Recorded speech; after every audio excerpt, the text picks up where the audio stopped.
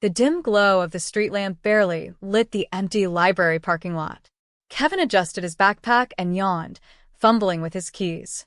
Another late night cataloging books, another round of instant noodles waiting at home. Just as he reached his car, a loud crash startled him. He froze, eyes darting toward the source, a swirling green light spiraling into the sky, illuminating a crater in the asphalt. Before he could process what was happening, a figure emerged from the crater. Dressed in shimmering, metallic robes that clung in all the wrong places, she looked like something out of a sci-fi B-movie. Her head was crowned with small, glowing orbs that hovered just above her hair. Kevin blinked. Nope, not dreaming. You there? Her voice boomed, regal yet oddly melodic. She pointed directly at him, her glowing eyes narrowing. You are the pure one. I have found you at last. Kevin glanced behind him, hoping she was talking to someone else.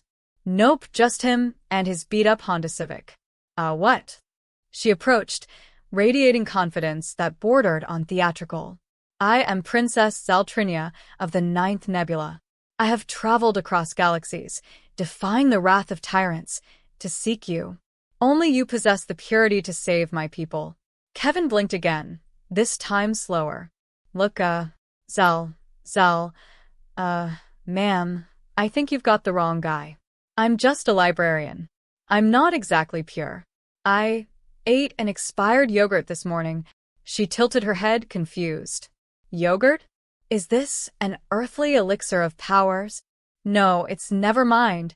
He took a step back, raising his hands. I think you need help, but not the kind I can give. Maybe I can call someone. Silence, she declared, striking a dramatic pose. Your feigned humility only confirms your worthiness. Your purity shines brighter than the twin suns of Vorlax. Kevin's mouth opened and closed like a goldfish. Lady, I don't even know what that means.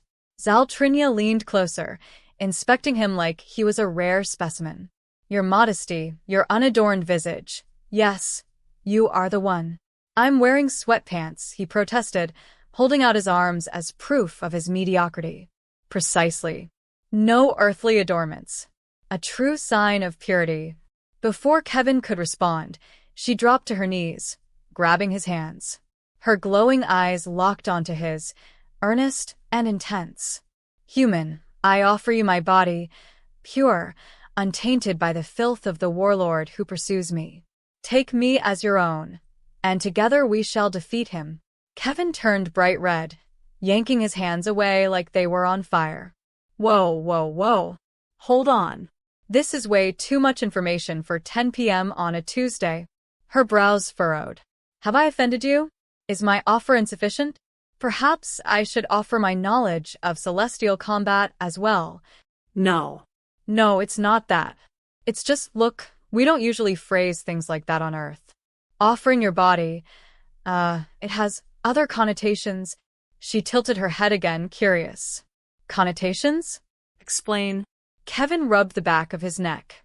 It's, something you'd see in a late-night movie. Not exactly heroic. More adult. Her face lit up with realization. Earthly mating rituals. Of course, your primitive culture would equate such an offer with courtship. Fascinating. That's not, okay. Yeah, sure, let's go with that, he muttered, feeling his face heat up again.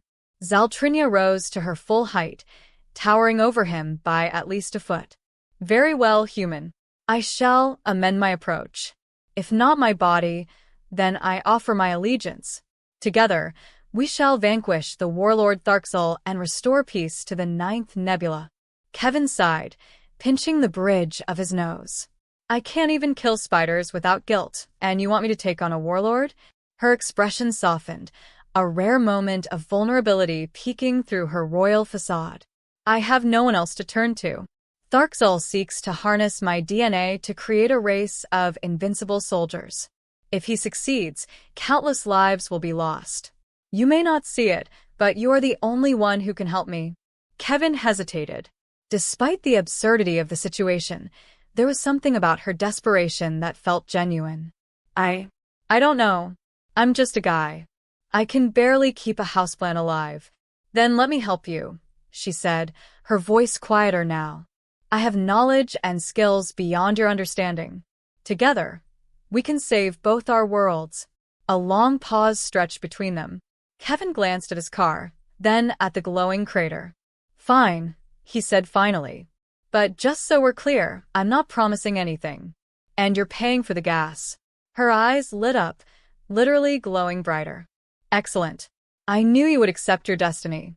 Now, we must prepare. Prepare for what? For the wrath of Tharxol. She gestured toward the sky, where faint streaks of light seemed to grow brighter. His bounty hunters are already on their way. Kevin groaned, unlocking his car. Great. Just great. This is why I don't stay late at work. As they climbed into the Civic, Zaltrinia poked at the dashboard curiously. Primitive, yet charming. Yeah, well, it's no spaceship, princess, Kevin muttered, starting the engine. Buckle up. And try not to touch anything. She gave him an odd look. Buckle up? Is this a battle preparation command? No, it's a safety belt. Just pull it across your lap. As she struggled with the seatbelt, Kevin pulled out of the lot, muttering to himself. I swear, if this turns into one of those alien abduction stories, I'm suing someone. Zaltrinia leaned back, satisfied. Onward, pure one. Destiny awaits. Kevin glanced at her. For the last time, stop calling me that. The car jolted over a pothole, and Zaltrinia let out a dramatic gasp, clutching the dashboard. Is this normal? She asked, glaring at Kevin. Do all Earth vehicles possess such chaotic motion? It's called a bumpy road, Kevin said, gripping the wheel. Welcome to Earth's infrastructure. It's all part of the charm. Charm? Your planet's travel methods are barbaric. She squinted at the array of buttons and dials. What do these do? Are they weapons? No. Don't touch anything, Kevin snapped, glancing nervously at her hands hovering over the radio. That's just the AC, unless you want to be blown away by slightly colder air. She huffed, crossing her arms. You mock me, pure one. For the last time, stop calling me that. Kevin said, I'm just a guy trying to survive whatever cosmic nonsense you drag me into. Before Zaltrinia could respond, the sky lit up behind them. Kevin glanced in the rearview mirror, his stomach dropping. 2 glowing orbs streaked across the night sky, growing larger with every passing second. What the hell is that? He asked, heart pounding. Bounty hunters, Zaltrinia said calmly, as if she'd just announced the weather. Tharxol has many at his disposal. They'll stop at nothing to capture me. Kevin slammed on the gas, the Civic roaring to life in protest. You couldn't have mentioned this sooner? I assumed you would be prepared. Aren't humans known for their resilience? I'm a librarian, not a Navy SEAL. Kevin yelled, weaving through traffic as the glowing orbs descended. He watched in horror as the lights resolved into 2 sleek alien crafts, their metallic surfaces gleaming with ominous symbols. What do we do now? Drive faster, Zaltrinia said, peering out the window. And pray your primitive vehicle doesn't disintegrate. As if on cue, the first craft fired a burst of energy that narrowly missed the Civic, leaving a smoking crater in the road behind them. Kevin swerved, muttering a stream of expletives. Do they not have traffic laws in space? Your sarcasm is noted, but not helpful, Zaltrinia said. Turn left.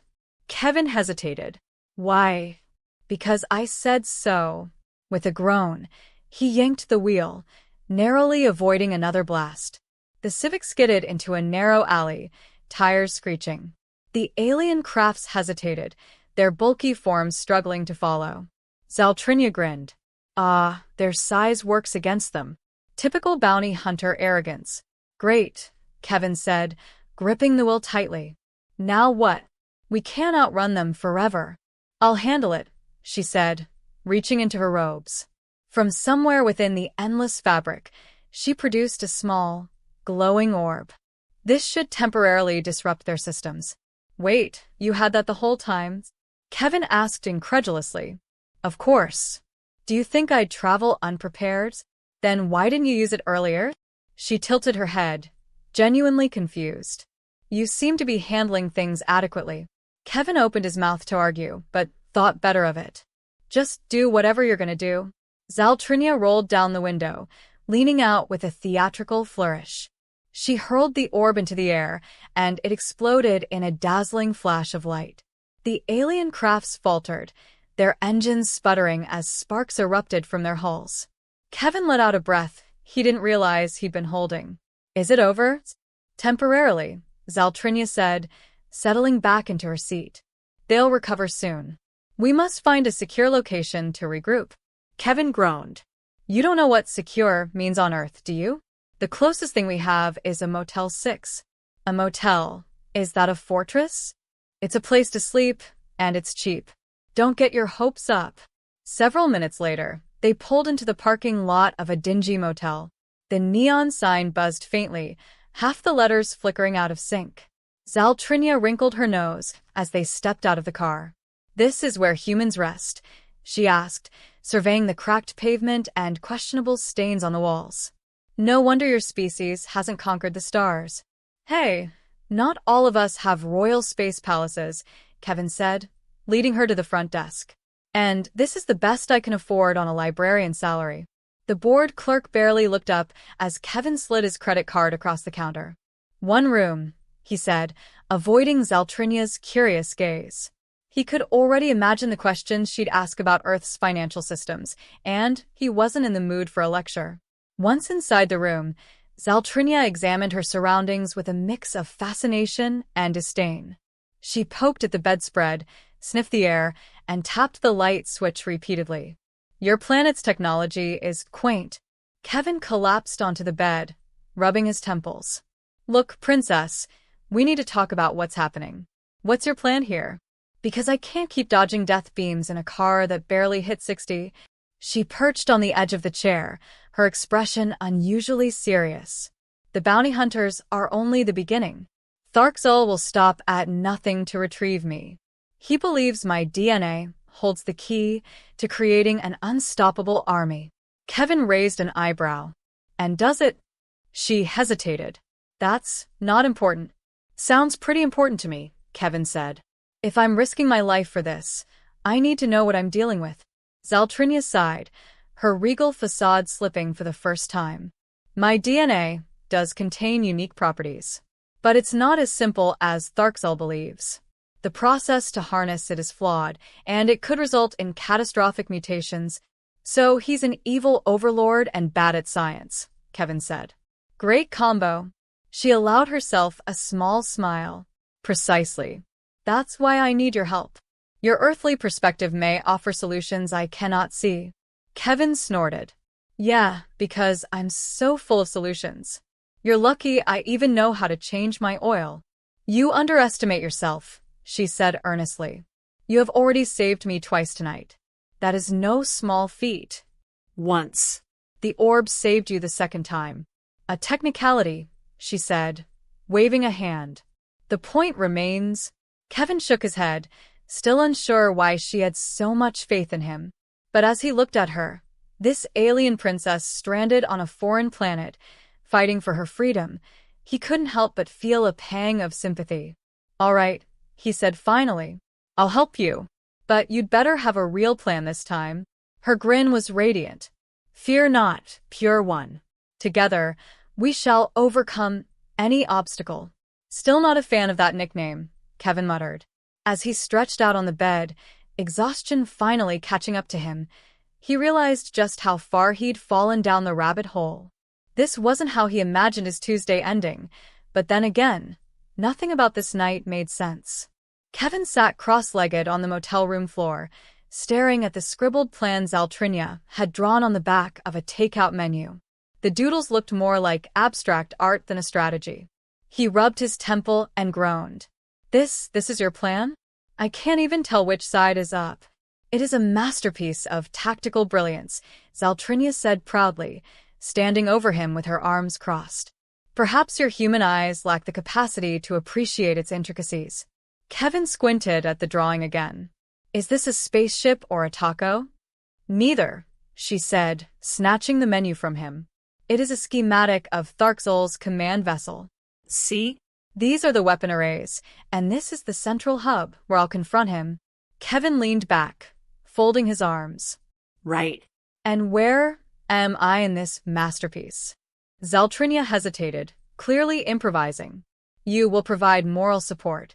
Moral support, Kevin repeated, deadpan. Great. I'll be sure to burn my pom-poms. She frowned. Do not mock me. Your presence is essential. Tharxel will underestimate you. He will never anticipate a human's cunning. Yeah, because nothing screams cunning like a guy whose life goal is to finish cataloging the fiction section, Kevin muttered. You are selling yourself short again, she said, kneeling to his level. Your librarian skills are exactly why I chose you. You understand strategy, organization, and what is the term? Thinking outside the box. I think you're confusing me with someone else, Kevin said. The only strategy one knows is how to stretch a paycheck until payday. Then it is time to expand your horizons, she declared, rising to her feet. We must prepare for battle. Kevin groaned again, letting his head fall back against the wall. Why do I feel like I'm about to regret this? The training began with Zaltrinia dragging a duffel bag from the car. Kevin had no idea where it came from or how it fit in the trunk with all her other random gadgets. She unzipped it to reveal an array of strange alien devices, each more baffling than the last. What is all this? He asked, poking at a glowing sphere that hummed ominously. These are tools of combat, she said, picking up what looked like a gauntlet made of liquid metal. This will amplify your strength. Pass, Kevin said, backing away. I've seen enough movies to know how this ends. The thing takes over my brain, and I become a mindless supervillain. She sighed, clearly unimpressed with his resistance. Fine. Then we'll start with something simpler. Like what? Alien yoga? Close, she said, pulling out a strange, elastic band covered in glowing symbols. This will enhance your reflexes. Put it on. Kevin reluctantly took the band and stretched it over his head. It immediately tightened around his temples, emitting a faint buzzing sound. Okay, this is already weird. Now catch, she said, tossing a small, glowing orb at him. Kevin flailed, missing it completely. The orb bounced off his forehead with a loud thunk. Ow. What the hell was that for? Reflex training, she said, her tone matter-of-fact. You must be ready for anything. I'm ready for a concussion, Kevin grumbled, rubbing his head. The rest of the training wasn't much better. She had him dodge imaginary laser blasts, spar with a holographic alien warrior, and even attempt a somersault, which ended with him tangled in the motel's curtains. By the time they finished, Kevin was sprawled on the floor, gasping for breath. Are we done? He panted. For now, Zaltrinia said, offering him a hand. You have shown moderate improvement. Great. I'll add moderately improved alien combat skills to my resume, he muttered, letting her pull him to his feet. As they packed up the equipment, Kevin finally asked the question that had been nagging at him all day. So, what's the deal with this Tharxel guy? Why is he so obsessed with you? She hesitated, her usual bravado faltering. It is complicated. Kevin raised an eyebrow. Complicated how? She sighed, sitting down on the edge of the bed. Tharxel believes that by merging his DNA with mine, he can unlock the potential to create an unstoppable army. My genetic code contains traits that make my people resilient, intelligent, and unique. Kevin frowned. So, he wants to turn himself into a supervillain by, what, cloning himself with your DNA? Essentially, she said, looking away. But the process is flawed. It could result in horrific mutations, not just for him, but for anyone subjected to it. And you didn't think to lead with that? Kevin asked, incredulous. That seems like kind of a big deal. I did not wish to alarm you, she said, her voice softer now. You are already risking so much by helping me. Kevin sighed, running a hand through his hair. Look, I get it. You didn't have a lot of options. But if we're going to pull this off, you need to be straight with me. No more surprises. She nodded, her expression earnest. You have my word. Good, he said, leaning back against the wall. Because if another alien bounty hunter shows up, I'm officially retiring from intergalactic heroics. For the first time, Zaltrinia laughed, a genuine, musical sound that caught Kevin off guard. You are an unusual human, Kevin. Yeah, well, you're not exactly a typical alien princess, he said with a smirk. Her laughter faded, and she met his gaze with an intensity that made his stomach flip. Thank you, she said quietly. For everything. Kevin shrugged, trying to play it cool. Don't mention it. Just, let's make sure your plan doesn't get us both killed, okay? Agreed, she said, standing up and extending her hand. Shall we? He hesitated, then took her hand. Let's do this. Kevin adjusted the ridiculous outfit Zaltrinia had insisted he wear. The shimmering fabric clung in all the wrong places, glowing faintly with each movement. You're sure this disguise is necessary, he muttered, tugging at the high collar that made him feel like a rejected disco star. It is vital, Zaltrinia replied, her tone firm. She wore an equally extravagant outfit, though she carried it with the poise of someone who believed they belonged in it. Tharksel's gala is a gathering of the most dangerous beings in the galaxy. We must blend in. Kevin snorted. Yeah, because I totally look like I belong at an intergalactic villain party. Confidence, Kevin, she said, placing a hand on his shoulder. You are a royal emissary. Act like one. I'm a librarian, he muttered, but he straightened his posture anyway. Fine. Let's get this over with. The entrance to the gala was nothing short of overwhelming. Beings of every shape and size mingled under the pulsating lights of an alien chandelier that seemed to be alive, its tentacles undulating in rhythm with the music. Kevin tried not to stare as a gelatinous creature wobbled past, leaving a trail of iridescent goo. Remember, Zaltrinia whispered as they made their way through the crowd. Speak only when spoken to, and if anyone questions you, just smile and nod. Kevin nodded, his nerves jangling. Got it. Smile and nod. They hadn't made it 10 steps before a towering alien with fur-glowing eyes loomed over them. Who are you? It rumbled, its voice like grinding stone.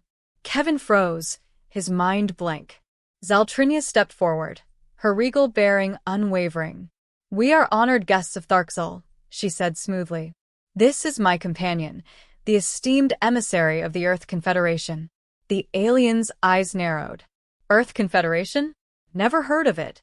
Kevin forced a smile, his cheeks aching from the effort. It's very exclusive, he said, his voice cracking slightly. The alien stared at him for a long moment before grunting and moving on. Kevin let out a shaky breath. That was close. Keep moving, Zaltrinia said, her hand on his arm guiding him through the crowd. Tharksel will be in the central chamber. We must reach him before the auction begins. Auction? Kevin asked, alarmed. She hesitated. It is how he intends to sell the formula for replicating my DNA. If he succeeds, the consequences will be catastrophic. Kevin swallowed hard, his palms sweating. No pressure, then. As they approached the central chamber, the air grew heavier, charged with a sense of foreboding. Tharksel stood on a raised platform, his massive form draped in a dark cloak that shimmered like liquid shadow. His eyes glowed a menacing red as he addressed the crowd, his deep voice reverberating through the room. Ladies and gentlemen, tonight you witness the dawn of a new era, Tharksel declared, holding up a vial of glowing liquid. With this, we shall conquer the stars. Zaltrinia stiffened beside Kevin, her jaw clenched. We must act now, she whispered. Distract him while I retrieve the vial. Distract him? How? Kevin whispered back. I'm not exactly a master of alien small talk. Improvise, she said, pushing him forward before he could protest. Kevin stumbled into the spotlight, his heart pounding. All eyes turned to him, the room falling eerily silent. He forced a grin, his mind scrambling for something, anything, to say. Excuse me, Mr. Tharksel, he began, his voice shaking. I couldn't help but notice your, cloak. Very stylish. Is that space velvet? Tharksel frowned, clearly unimpressed. Who dares interrupt me? Kevin swallowed hard, his legs feeling like jelly. I, represent Earth, and I'm here to negotiate terms. Negotiate. Tharksel boomed, his laughter echoing through the chamber. What could a mere human possibly offer me? Humor? Kevin blurted, his voice rising an octave. We humans are great at jokes. Want to hear one? Tharkzol tilted his head, intrigued despite himself. Very well. Amuse me. Kevin's mind raced, landing on the first joke he could think of. Why did the alien refuse to fight? Because it didn't have the guts. The room was silent. Tharkzol stared at him, unblinking. Kevin felt his face burn with embarrassment. Then, to his surprise, a low chuckle rumbled from Tharkzol's throat, growing into a booming laugh. You are bold, human, Tharkzol said, his amusement genuine. Perhaps I shall keep you as a jester. Hard pass on that, Kevin said, his confidence bolstered by the laugh. But thanks for the offer. As Tharkzol laughed again, Zaltrinia slipped behind the platform, her movements swift and silent. Kevin kept talking, throwing out every cheesy joke and random fact he could think of to hold Tharkzol's attention. The alien warlord seemed oddly entertained, his menacing aura momentarily dimmed. Finally, Zaltrinia emerged, the vial clutched tightly in her hand. She met Kevin's gaze, nodding subtly. Kevin's relief was short-lived as Tharkzol's laughter abruptly stopped. Wait, the warlord growled, his eyes narrowing. What is she doing? Yoga? Kevin said weakly. Tharkzol roared in anger, lunging toward Zaltrinia. Kevin reacted on instinct, grabbing the nearest object, a glowing alien centerpiece, and hurling it at Tharkzol. The object exploded on impact, engulfing the warlord in a burst of light. Run! Zaltrinia shouted, grabbing Kevin's arm. They bolted through the crowd, chaos erupting around them. Beings of all shapes and sizes scattered as Tharkzol's guards pursued them. Kevin's lungs burned, but he pushed himself to keep up with Zaltrinia, her determination propelling them forward. They reached the exit, diving into the waiting Civic. Kevin slammed the door shut and started the engine, the car roaring to life.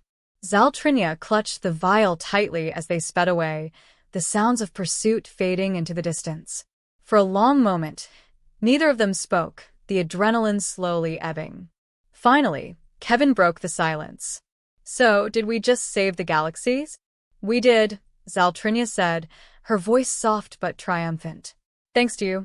Kevin glanced at her, a small smile tugging at his lips. Not bad for a librarian, huh? Not bad at all, she said, her gaze warm. You are more than I ever expected, Kevin. He chuckled, shaking his head. And you're not half as bad as I thought a princess would be. As the car sped down the empty road, the weight of their victory settled over them. They were an unlikely team, but somehow, against all odds, they had prevailed.